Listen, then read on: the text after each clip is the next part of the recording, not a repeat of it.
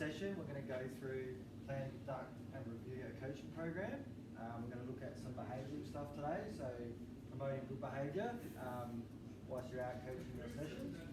So some of the learning outcomes for today, we're going to develop and document sport-specific program, so it'll be like your fourth training session plan for your skill development session. How to communicate and confirm participants' understanding of sport-specific program, present, sequence and pace sport-specific program. You're going to observe your participants to see if they're improving on their current skill sets. Going to use communication model for sport-specific participants' behavioural standards. So we're going to get straight into the first bit of today's session, and we're going to look at managing poor behaviour of participants at an intermediate level. So basically what you're doing at the moment, you're coaching participants at an intermediate level. So what we're going to do is look at how we can manage poor behaviour throughout your session, what you can do, what measures you can put in place to make sure that you're creating a positive environment for all participants. So setting clear expectations, fostering positive interactions and identifying the underlying causes. So an underlying cause may be that you've got two participants that essentially just don't get along. So they clash heads on everything, every decision. So how can we manage that? What measures can we put in place to make sure that everyone's experience is a positive one and that you guys are learning to work together? And it does happen in the workplace when you have like coaches, assistant coaches might not be on the same page. They might have their ideas to do one thing one way, and the other one has their ideas to do it another way, and you just continuously butt heads. So what measures can we put in place there? So establishing behaviour standards, so set clear expectations and rules from the beginning. So you guys have been pretty good with that across your first 3 practical sessions. So I think if you come in early on with your expectations and standards for the session, everyone has a clear understanding then of what's required for them throughout the session. So if you come in and you're all over the place and like there's no standards and expectations and you're carrying on, that feeds into the group that you're running the clinic for or your coaching session for, and then it's hard once that's in place to then pull them back into, not sort of much into line, but into that sort of standard expectation that you want to be delivering to. So be consistent in applying rules. Use positive reinforcement when you see positive behaviours. So do it really good, guys. Like, I love that you're communicating with each other. I love that you're supporting each other. Okay, because that builds you, makes you feel good, builds you up, makes you feel good. So that's what you want to be doing as a coach, and that's what I use a lot with the kids that I'm coaching, my under 15 level. It's constant positive feedback, reinforcement that they're doing well, that they're doing what's required. They're following the structures, they're following the game plan, and they're executing well. So outline reasonable and fair consequences for poor behaviour. Use alternatives to sitting participants out of the activity, which is not what I like to do. So it might be that you run some shuttle runs, or you go across and you do like a 5-minute hit session or something like that. So they're still involved, but you could then take it as like, I feel like you need a little bit of extra work, conditioning work next, so you're going to jump out and do that for 5 minutes. Okay, rather than sitting them out, or you're going to umpire this game next. So they don't want to be umpiring, they want to be playing. It is a consequence of poor behaviour, but you're not sitting them to the sideline, and it's always good to address them to the side, not address them in front of the group as well, because that's a kind of like a singling out technique, and that's not what we want to be using. We want to make sure that they're feeling comfortable and safe in the environment, but they do know that there are standards and expectation rules that they need to follow. So what you've got on your table are some whiteboards. So what I want you to do is what are 3 reasonable and fair consequences for poor behaviour that isn't sitting the participant out of the activity? So come up with 3, and then I'll go around the room and I'll just ask for one from each of you. What's the question again? So what are three reasonable and fair consequences for poor behaviour that isn't sitting the participant out of the activity? So, I don't even know. Contracting.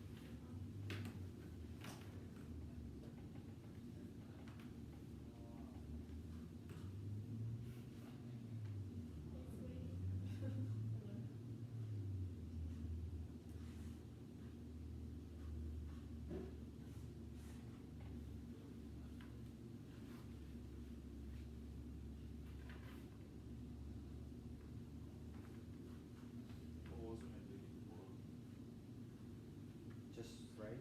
I'll just go around and get one from his each. Bench. That's not how you spell bench. Bench.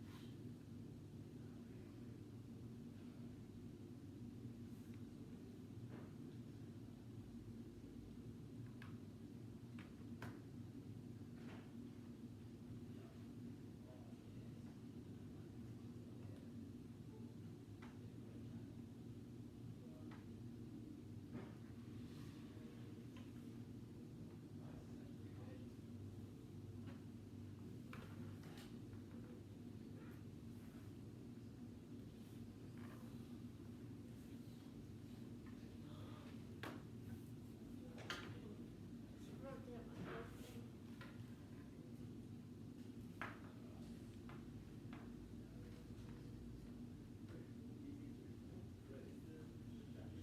Let's give you a couple more Wait, is minutes. this only at trainings? Yeah, training. I'll give you a couple more minutes and then we'll move on. I only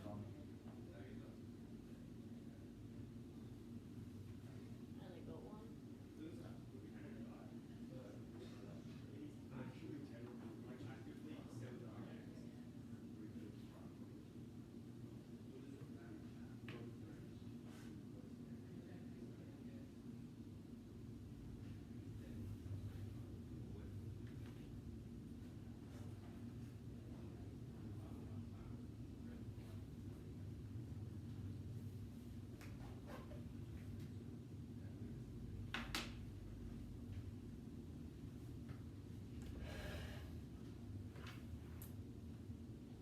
Right.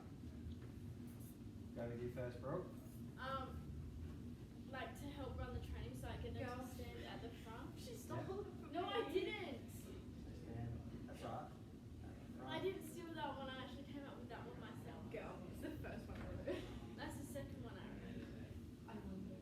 And I made it run the training. Yeah, it's a hard one to think of, guys, because you don't. It's like really. Yeah, You stop. really got to try and think of a way you can keep them included without excluding and making sure that they're not sitting out. I think that's the worst way you can go about it. What about you, Jess? Have you got one? Yeah, one lunch. It's okay, you got the next one. I believe in you. I wrote that too. Yeah. As my first one. Locks? 20 push-ups. Shots? You got this one. This one's They're all good because yeah. So you get your consequence for your poor behaviour throughout the session, but it's 10 seconds, 10 to 15 seconds for push-ups. If they do it like Yeah. constantly, they have to do more push-ups instead of like 10, they'll do like 15. Yeah, yeah, 100%. How many times? If they do it like 4 times, Yeah. 5 push-ups each Yeah. consequence. That's good, mate. And you know that means tick, consequence done, and then you can give that feedback to them, saying, you know, this is why you got the consequence, mate, because you were putting down your teammate rather than being positive and encouraging and supportive. So you've done your consequences. I don't want to see that from you again. No. Now you can enter back. You can enter back into the drill. It's over and done with. It's a quick consequence, quick penalty. Another one that I like to use, and my boys hate it, is that if they are sort of acting up or not being positive towards their teammate, putting down, if I hear any like that kind of thing going on, I make them run on the defensive team for like 5 minutes, so they don't get to be on the attacking team. Oh my god, I was gonna say And that one. they absolutely hate it, but they know then once they've served their 5 minutes or 10 minutes of running on the defensive side, that they can then enter back in. That's a good one. Yeah. Yeah, I so had they're that still one. involved, but that means they don't get to do any attacking, they don't get to do any of the kicking, they're just chasing and defending for 10 minutes. So, Basically just running. yeah. Back out. Yeah. So they hate it, but they know if I've done that, You know, that's the automatic penalty for like something that I've heard at training, and that's the expectation standard that you set at the start. So if I hear that kind of behaviour going on, you'll get a consequence, so you'll run with the defensive team for 10 minutes, and I don't need to say what the consequence is, you know, it's because you're not promoting positive behaviour, you're promoting negative behaviour. Alright? Yes, Ray. Um, Ray for president. Right, so we're just Leona gonna... has one. Oh, Liana? What the hell? I just said like tell participants off and then provide warnings, and if they don't Yeah. like follow through with those warnings, just Yeah. provide like a physical Yours workout doesn't get session. put up. So it's important that you're not addressing that in front of the group though, so you Yeah. can send them out to the next drill and say, oh, can I just have a chat a minute? So you'll be like, maybe Lockie, can I have a chat to you for a minute? And just say like, I've overheard this and this being said, and like, that's promoting like a negative, unsafe, unenjoyable environment to train in. So like, I'm just gonna let you know that that's not accepted or tolerated, but you know, this is your first warning, like you said, so if I hear it again, you'll be doing penalties. Alright, so, and that's just an easy way to set your clear expectations on the session. So we're going to move into promoting cooperation and good relationships, which is if everyone's feeling like connected, they're feeling positive about the environment that they're training in, yeah, you can, like, you're going to be in a way more enjoyable environment, aren't you? So things like model positive behaviour as participants will often mimic your behaviour. So that's something I try to do a lot with my training sessions, and I've seen it out there with you guys so far with your training sessions, that just promoting, you know, and role modelling good behaviours, and that feeds into your participants' behaviour. So encouraging teamwork by emphasising teamwork over individual success, and incorporating activities that require the participants to cooperate as a team. So, you know, team sport is about team first, isn't it? It's not about individual first. It's not about, you know, this guy or this girl getting 35 disposals, okay, and then feeding that person all the time, because then it becomes about that person. So a good one I saw was the Nick Dacos one. Alright, so I watched a quick little analysis program, and they show that Nick Dacos always calling for the ball, always wants the ball, even though he's not in the best position to receive the football. He may be calling for the football, and then he's immediately under pressure. Okay, so that's not making a good decision, but then the reaction when he doesn't get the football is like, oh, like this is what he's doing on the field, throwing his hands in the air, carrying on having a little tantrum because he didn't get the ball. Alright, so they're the kind of behaviours that you want to get out of your team environment, and that could just be a simple sit-down conversation with him to say, look mate, like, you know, you weren't in the best position, that's why you didn't get the football, but we need positive body language, we don't need negative body language, because that feeds into the team and that brings the culture of the team down. So that's a really good one, really important one. So low self-esteem or confidence causing the participant to act out for attention or validation. So let's make sure that we're building self-esteem when we're out there as well, and it just could be continuous positive feedback. Some people are confident players, or they thrive on like confidence as well, and if their self-esteem's down, you know, that'll affect their performance, and they can snowball into like negative headspace and things like that. So if you identify that you've got participants in your programs out here that are like that, just, you know, gradual continuous positive feedback to help with their confidence level, so they know that they're doing the right thing as well. So at an intermediate level, participants should have some level of confidence, some level of conflict resolution skills. So encouraging participants to resolve disagreements calmly and listen to each other's point of view, which is really, really important in a team environment. Okay,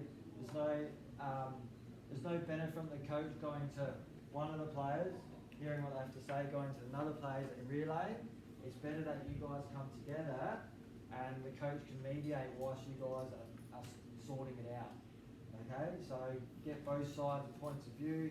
How can we work together to resolve this problem so that we can move forward as a team? Okay, so that's really important. Next bit is want us to group brainstorm quickly. What are 4 ways you can model positive behaviour when coaching? What are 4 ways you can model positive behaviour when coaching? So Body posture. yeah, body language. Yeah. Yeah. Not like doing like energetic. You don't be Yeah. So If the you're doing energy you something bring. wrong, don't like be like what the staff. Everyone makes mistakes. Yeah. Positive body language.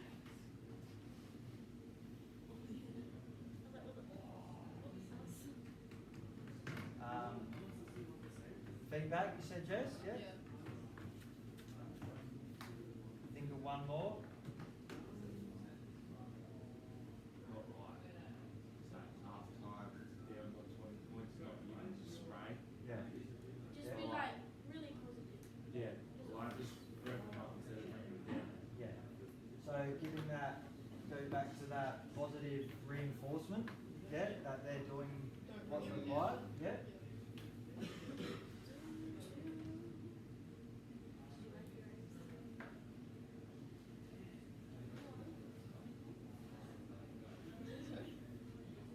Oh, they're good. There's some good ones, guys. So we'll look at some common causes now of poor behaviour. All right. So these are good to identify. Like, so this list here that we'll run through. If you're out coaching your participants or coaching in a team sport environment, and you can identify some of these causes, like just by watching and observing your participants or your athletes that you're coaching. You can then sort of go away and formulate what's the best plans that I can use to, once I identify that this is going on amongst the group, how can I address this in a positive way and make sure we can all move together positively. So some common causes are lack of engagement due to boredom of activities that are too easy or frustration due to activities that are too challenging. Alright, so I can remember just, if I go back to one of my experiences at the start of the year, I had a first year under 15 in my team.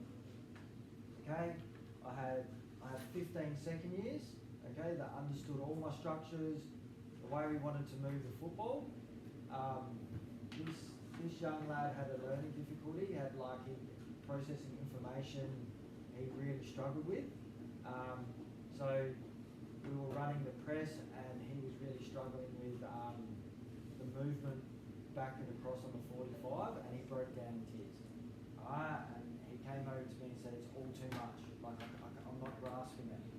Okay, so as a coach, I handed over to my assistant coach to continue running training and I went and sat with this lad and I formulated a little plan for him. So I said, whenever you don't understand something, mate, I want you just come to me and have a chat, we'll go sit down and we'll do it on the whiteboard.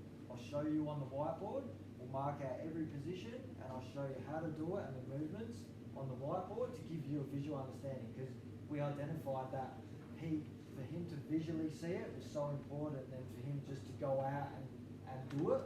So showing him a visual, and then there were other occasions where I showed him videos of my sportsplan.net and press play and it had little markers and it showed them all the little markers moving at once and how the movement goes.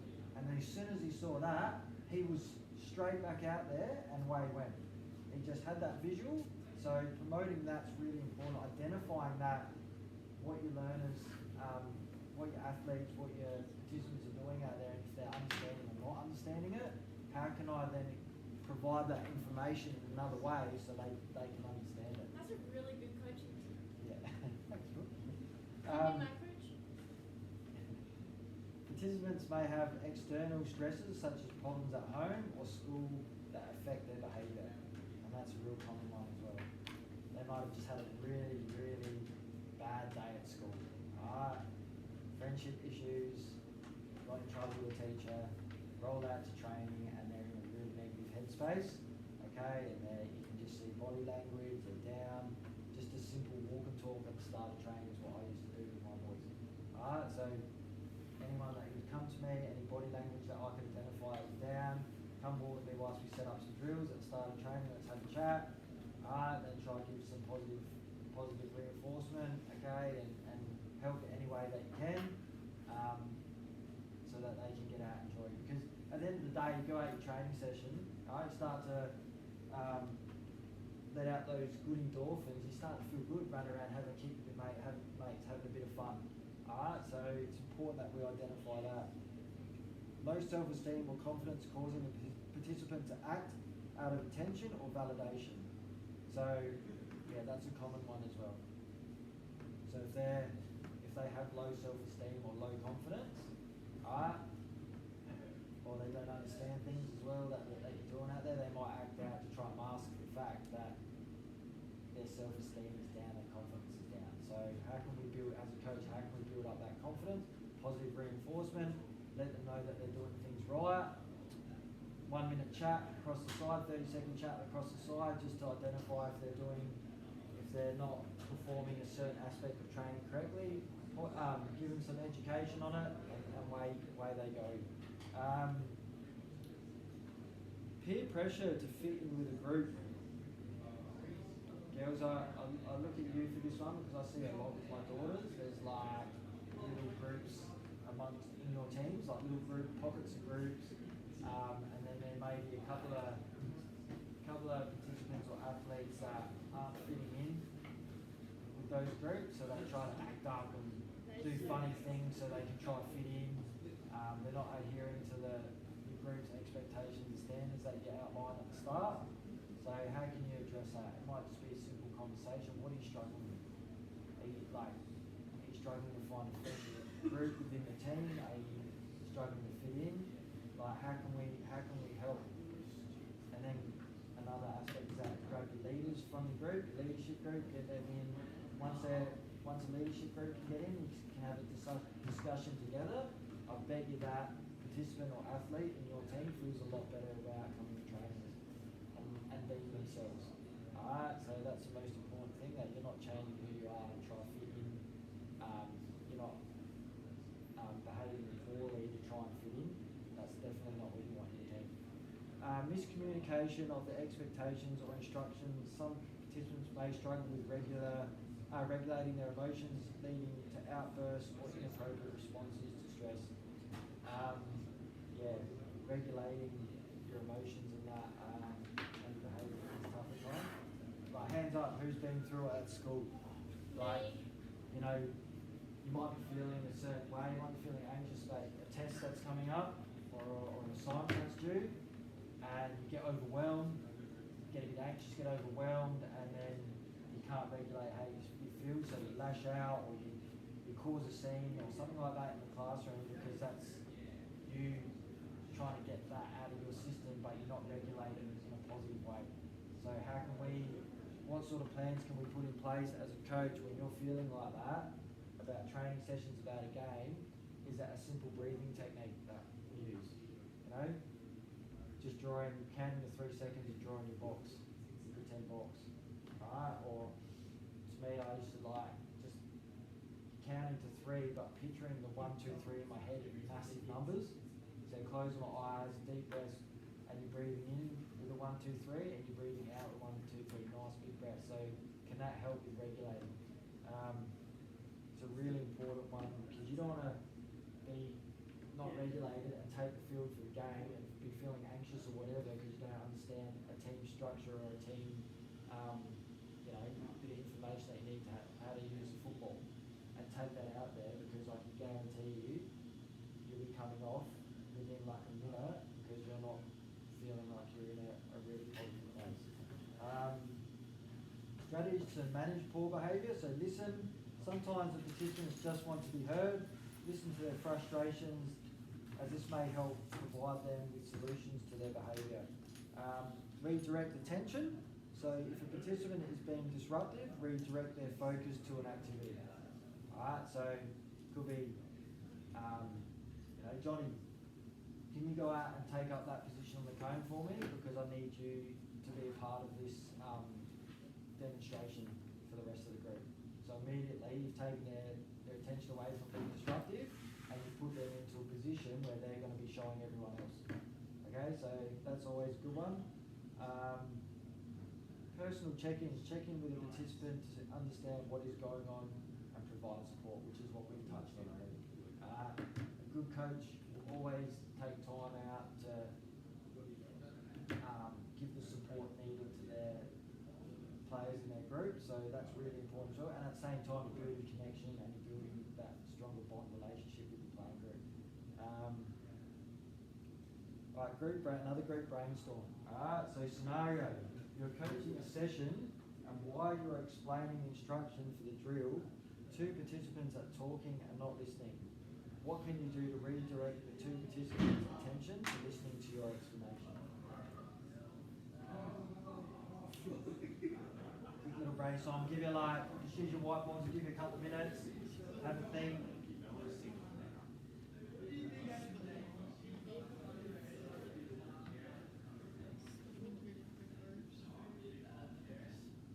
You could just say twice.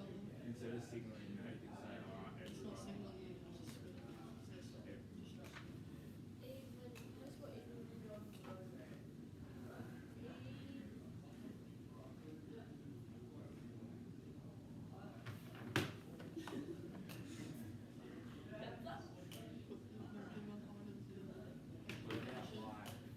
saying everyone listen up.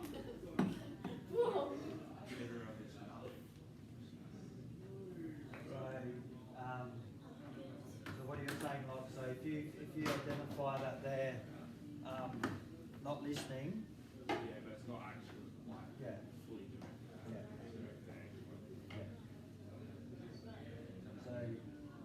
Yeah. So I understand what you're saying, mate. So you could, what I usually like to say, one of the things I say is, are we all engaging at the moment? So Is everyone engaging at the moment? Yes. And then everyone just kind of looks at you, And they're like, and then it's they realise that they're not engaged. so it's not fully directed at them. Yeah. That's sort of Yeah. saying their name. Yeah. Vicky, what do you got? I just worked out. I said Split them off. split them up evenly. Yeah. So put them on maybe if you're going to be running a small-sided game. Like what put we them on did when opposite we teams. did. Yeah. Yeah. Yeah. Yeah, that's good. Opposite teams, opposite ends of the ground. Yeah. So, because you'll find if you do opposite teams, they'll go stand next to each other as opposite teams. I feel like So you're forward down this end and you're forward down that end. yeah. Yeah? Yeah. What other things that I used to use?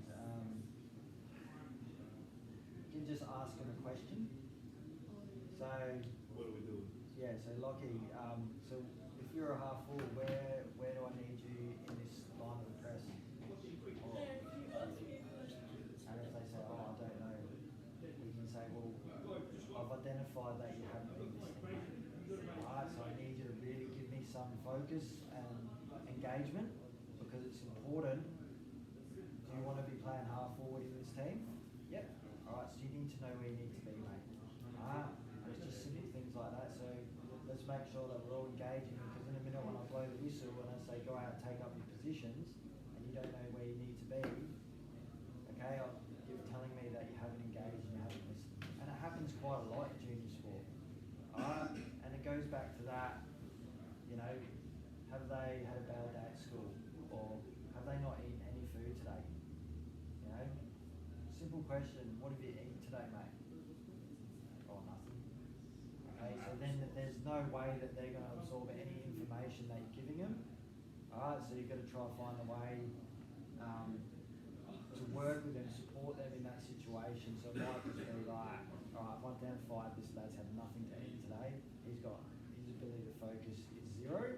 So I'm just going to walk out with him and stand next to him whilst we're running this drill and talk to him, talk him through it. And then at the end of training, it might be that you guys would say, mate, you've been at school for 5 hours, and you're now at training for 90-minute session, and you're surviving off nothing. Where are you pulling your energy from?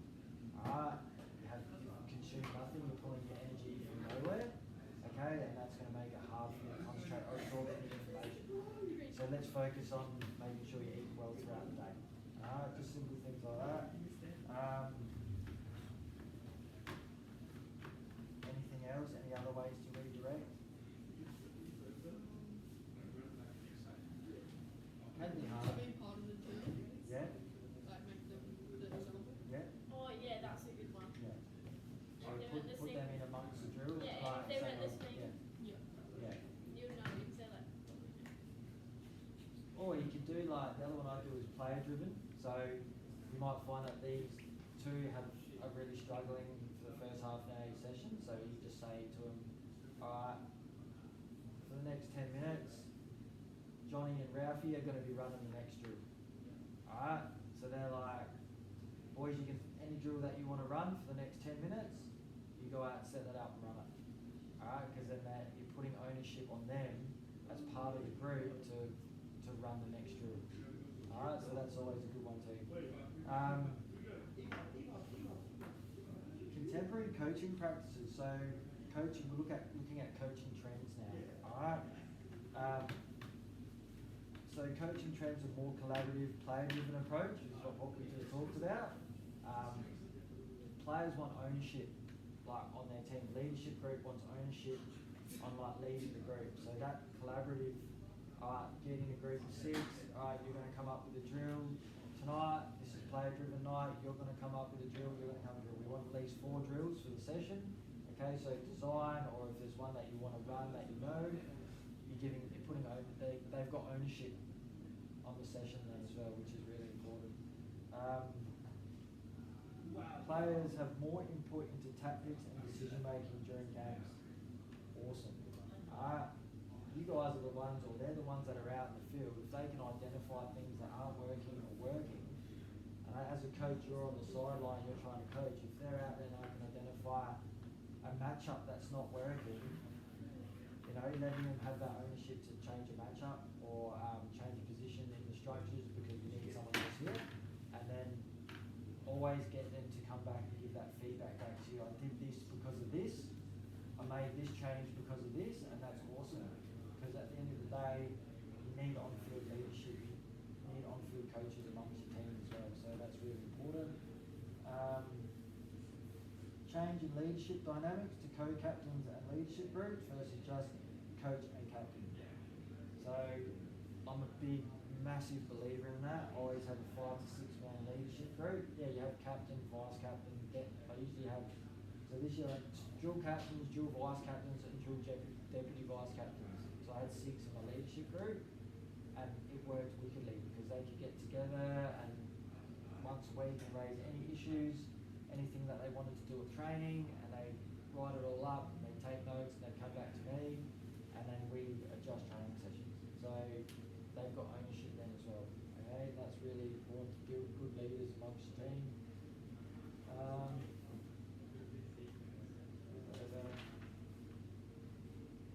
Coaching locations we'll move to now. So coaches are more present on the sidelines instead of from high up in coaches' boxes in the stands. Massive. that's what I'm they're doing massive in with this. AFL. Yeah. Towards the end of the season. Yeah. Because at the end of the day, like you're the coach, you're providing information, you're providing leadership, but there's no I'm above you as a coach. I value like inclusivity, that everyone has a say, everyone needs to be able to contribute, that no one's above anyone.